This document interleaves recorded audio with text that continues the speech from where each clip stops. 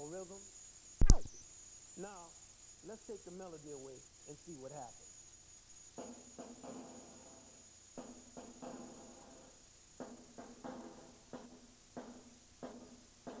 This is still music, even though there's no melody, because music is organized sound in time.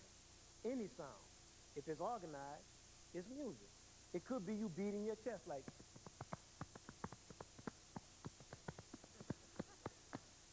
That's right. As long as it's organized, music.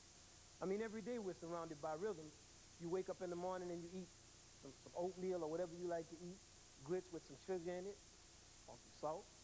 You go outside, and what do you hear? You hear this.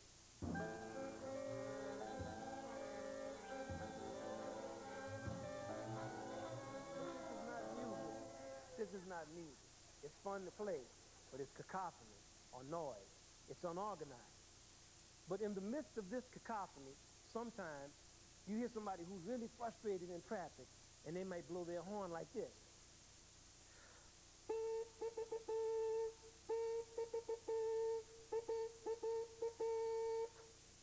Well, now, when you hear that, it makes you feel good because it's music.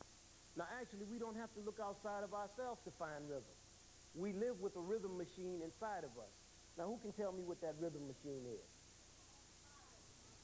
What is it? Heart. That's right, it's your heart. Now, we have a what? A heartbeat. So we could say a rhythm indicates how alive we are. If our heartbeat stops for too long, we don't have to worry about learning about rhythm. That's it. Now, when we go to the doctor will do this, feeling for our what? Right, our pulse. And what does our pulse sound like? Don't, don't, don't, don't, don't, don't, don't, don't. Our pulse is a steady beat. It's like the seconds ticking on the clock. No accents and no rest. This is organized, but it could hardly be called musical. What if everything in our lives was without rest or accent? This is what a busy avenue would look like. How would cars run on that? Now, what if we spoke like, I am going to the store to buy something to eat, but do you know what happened to me last week? A terrible thing, but soon I will run out of breath. You see, music is the same way. You see, we need accents and rest to perceive the organization of this avenue. Aha. Now, we could drive on that. You see those lines? Those are the accents. And you see the stop sign, that lets us know it's time to rest. Regulates the traffic. Rhythms are the same way. You need accents and rest to perceive the organization of a rhythm.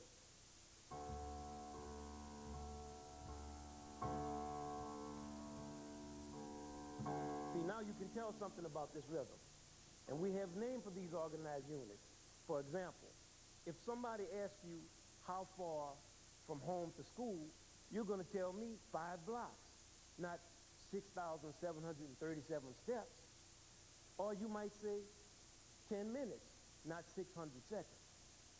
You organize the distance or break up the time to understand it. In music, we organize the beat, accents, and rest into something called meters. And meter is counted just like numbers. There are odd and even meters. For example, odd, 1, 2, 3. Or else, in an even meter, 1, 2, 3, 4. You see, they feel odd or even. Now let's listen to sections of Waltz of the Flowers from the Nutcracker Suite. Tchaikovsky's is in an odd meter of 3, and then Duke's arrangement is in an even meter of 4.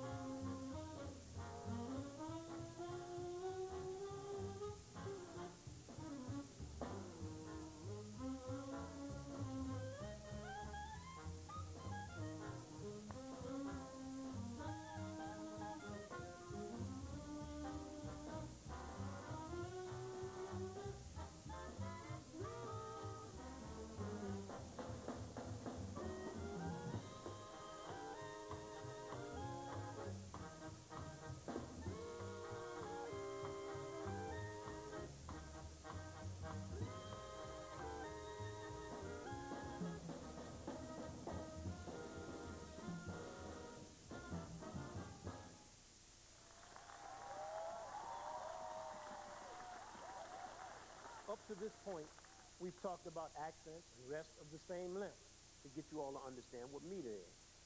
But what do musicians like to do most with rhythms? Well, we like to do what everybody likes to do. We like to play. That's right. Now, we just happen to have a basketball on the bandstand. Don't ask me why. We like to travel with one. Now, in basketball, when we first learned how to dribble, it was an achievement just to bounce the ball in a steady motion like this. Do it like that. You know, you could spend a long time, just might take you 2 weeks to learn how to do that, or a month. But in order to have fun playing, we have to vary the bounces by accenting to throw an opponent off. Like, you wouldn't dribble in a game. You have to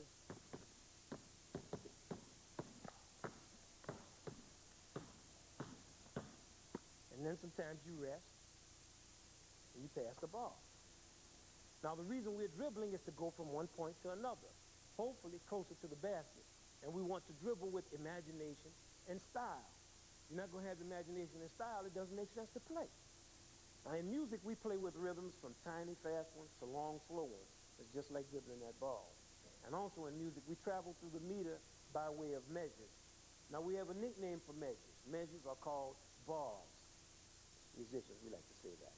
Now, we'll have my helpers who are going to come up here with a good book, and we're going to see something. Hopefully, it'll be interesting to us. And if not, it's interesting to me. Now, these are bar lines. See these lines? And even though musicians reading music, we're the only ones who can see these bars. All of us, listeners and everybody, we feel them. They're existing. What they do is they mark beats. So if we're in a meter of 4, every 4 beats we have a bar line. But if you look at this score, you'll notice we have all kinds of rhythms dancing up and down up in here. And these notes sound exactly like they look. Like you see, we have some little fast ones right here. These are hard to play too. We have some long ones, and we have some little ones. So that's what we do when you're writing music or when you're playing it. The motion equals the rhythm. Thank you all very much. We dance, hop, skip, fly, and tickle rhythms through the meter, and the measures are our points of reference. The measures let us know where we are. Here's some different motions that can be associated with rhythms. These examples are from the march section of the Nutcracker Suite. Well, first, since we call it a march, first motion is marching.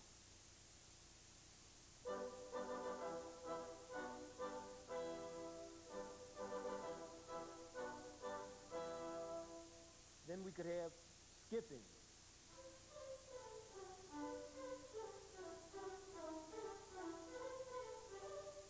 Then bouncing.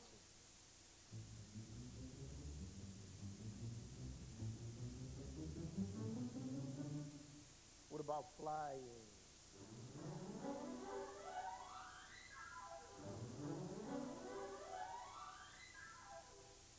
What about tickling?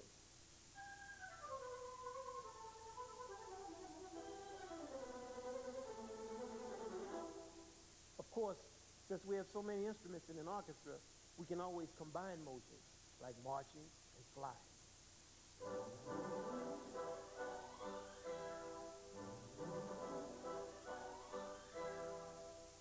And now let's hear Duke Ellington's arrangement of this same march.